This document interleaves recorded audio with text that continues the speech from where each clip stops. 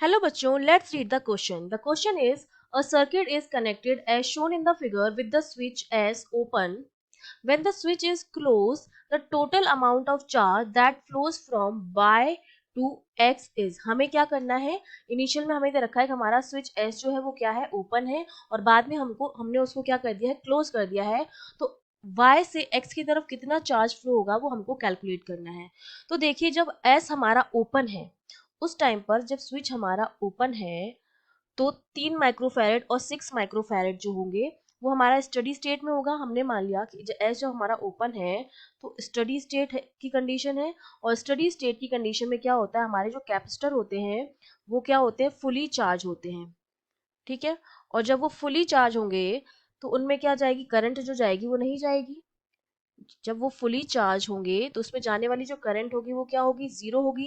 तो वो एक स्ट्रेट वायर की तरह जो है वो बिहेव करेंगे। तो देखिए, हमारा जो सर्किट होगा ओपन की कंडीशन वो कितना हो जाएगा, करंट हमारी यहाँ से जाएगी, ये पॉजिटिव है और ये नेगेटिव है, इस तरह से जाएगी, यहाँ से यहाँ टर्न हो जाएगी, इन दोनों रेजिस्टेंस में जाएगी इस तरह से, और वापस इस तरह से आ जाएगी। ये वाला पूरा चीज जो है हमारा अभी सर्किट में नहीं है, ये दोनों कैपेसिटर हमारे अभी सर्किट में नहीं है। तो इस ब्रांच में किसी भी तरह की कोई करंट फ्लो नहीं होगी, करंट सिर्फ हमारी इस तरह से नीचे वाला जो सर्किट है उसमें फ्लो होगी।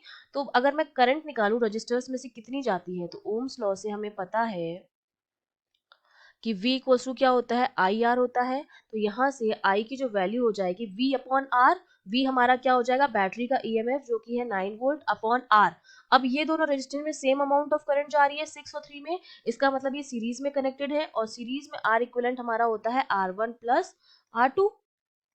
तो ये मेरे पास कितना हो जाएगा, आर इक्विवेलेंट 6 + 3। तो ये आई जो मेरे पास आया वो क्या आया, 9/9 मीन्स 1 एम्पियर। 1 एम्पियर की करंट जो है वो क्या हो रही है, फ्लो हो रही है। अब हमने क्या कर दिया, एस को क्लोज कर दिया। जैसे ही हम एस को क्लोज करेंगे सर्किट हमारा क्या हो जाएगा, कंप्लीट हो जाएगा। अब क्या होगा, एक चीज आपको ध्यान रखनी है कि पैरेलल में वोल्टेज जो होता है हमारा, वी जो होता है वो सेम रहता है, और सीरीज में करंट सेम रहती है। ठीक है, तो अब आप ये देखिए कि ये जो 3 ओम है और ये 3 माइक्रोफैरेड, ये क्या है, पैरेलल में है। तो जितना इसके 3 ओम के अक्रॉस जो पोटेंशियल होगा वही पोटेंशियल हमारा 3 माइक्रोफैरेड के भी अक्रॉस रहेगा। सिमिलरली ये जो 6 ओम और 6 माइक्रोफैरेड है, ये भी क्या है, एक दूसरे के पैरेलल जुड़े हुए हैं। तो जितना पोटेंशियल 6 ओम के अक्रॉस होगा उतना ही 6 माइक्रोफैरेड के अक्रॉस भी होगा। तो जब हमने स्विच एस को क्या किया है, क्लोज किया है, तो अब हमारा क्या होगा, जो पोटेंशियल होगा, पोटेंशियल अक्रॉस 3 माइक्रोफैरेड, वो बराबर होगा पोटेंशियल अक्रॉस 3 ओम के। तो 3 ओम के अक्रॉस पोटेंशियल कितना होगा, करंट तो जा रही है आई, और पोटेंशियल है 3 ओम, तो ये कितना हो गया, 3 वोल्ट के बराबर हो गया। करंट कितनी है, 1 एम्पियर है। सिमिलरली हम पोटेंशियल अक्रॉस 6 माइक्रोफेरेड भी निकाल लेंगे। 6 माइक्रोफेरेड के अक्रॉस कितना पोटेंशियल होगा, जितना 6 ओम के अक्रॉस है। 6 ओम के अक्रॉस कितना आएगा, current 1 ampere into resistance R कितना है, 6। तो ये आ गया हमारे पास 6 वोल्ट। अब मुझे इन दोनों के अक्रॉस पोटेंशियल पता है, इसके अक्रॉस 3 वोल्ट है और इसके अक्रॉस 6 वोल्ट है। तो अब मुझे कैपेसिटेंस पता है, वोल्टेज पता है, तो मैं चार्ज निकाल सकती हूँ ना। तो अब मैं क्या करूंगी, चार्ज कैलकुलेट कर दूंगी। तो चार्ज जो होगा, चार्ज ऑन 3 माइक्रोफैरेड, चार्ज हम कैसे देते हैं, Q इक्वल्स टू हमारा क्या होता है, CV। तो इस पर कितना आएगा, C तो है 3 और वोल्टेज कितना था 3, तो ये आ गया 9 माइक्रोकूलम। सिमिलरली चार्ज जो हम निकालेंगे, चार्ज ऑन 6 माइक्रोफैरेड, वो हमारा कितना आ जाएगा, 6 इंटू वोल्टेज भी 6 था, 36 माइक्रोकूलम। ये हमने इन दोनों पर चार्ज निकाल लिया है। ठीक है, अब देखिए हमें एक चीज पता है, जब हम कैपेसिटर की बात करते हैं तो कैपेसिटर पर अपोजिट और इक्वल चार्ज होता है। अगर हमारा ये 9 माइक्रोकूलम चार्ज आया तो एक प्लेट पर -9 होगा, एक प्लेट पर +9 होगा।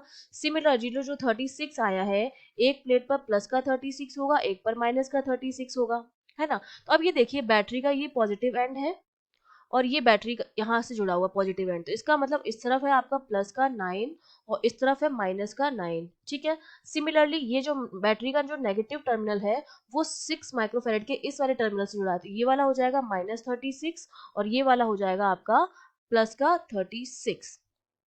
तो इसका मतलब है कि जो चार्ज ये Q1 होगा तो ये माइनस का Q1 हो जाएगा, है ना। सिमिलरली ये जो है प्लस का Q2 है और ये माइनस का Q2 इसको नाम दे सकते हैं। तो अब जो माइनस Q1 का चार्ज जो है वो क्या होगा, शिफ्ट होगा पॉजिटिव प्लेट। माइनस Q1 का चार्ज होगा वो शिफ्ट होगा from the positive plate of 6 microfarad इसकी तरफ शिफ्ट होगा, और जो रिमेनिंग चार्ज होगा पॉजिटिव प्लेट पर, जो 6 माइक्रोफेरेड की पॉजिटिव प्लेट पर जो रिमेनिंग चार्ज होगा वो इस स्विच की तरफ चला जाएगा। तो हमारा जो चार्ज होगा, charge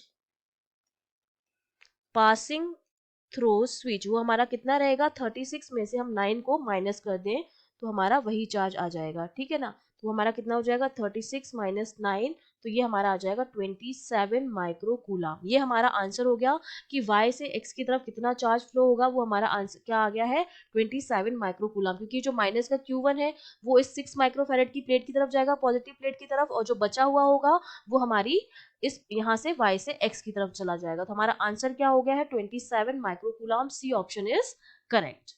I hope you understood well. All the best.